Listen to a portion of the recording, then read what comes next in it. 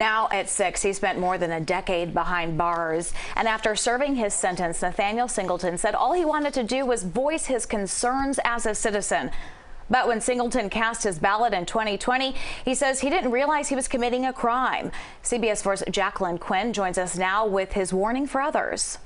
The day officers came to arrest 71-year-old Nathaniel Singleton at his relative's house, he was still at work. They were calling out for you as if you were not coming out. As if I had robbed a bank or something, with guns drawn and, everything, He's one of the 20 people arrested last month for illegally voting in the 2020 elections. Well, I'm a convicted felon, but like I said, that's something that happened by choices that I made.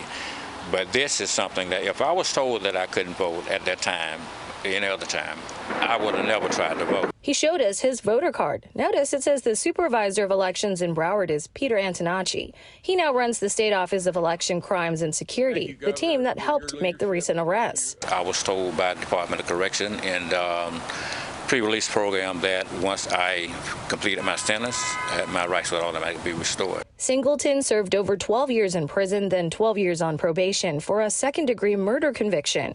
He wanted to make his voice count again. People that's a minority in the United States, a lot of people starving and rent's so high they can't pay it. You need someone in office that's going to help the middle class and the working class. He recalls checking the box that asked if he was a felon back in 2019 when he registered. I went to the supervisor of election to fill out my paperwork to vote, and I don't understand.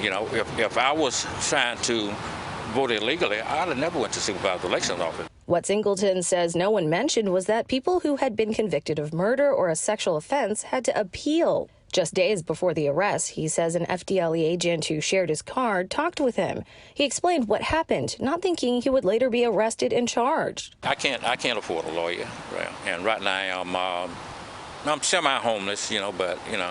And now, because of his decision to vote, he could lose his freedom again if found guilty of wrongdoing. I don't want to go back to prison, especially with something that I didn't do. He's willing to speak up today because he doesn't want voters, especially those in communities of color, to feel intimidated.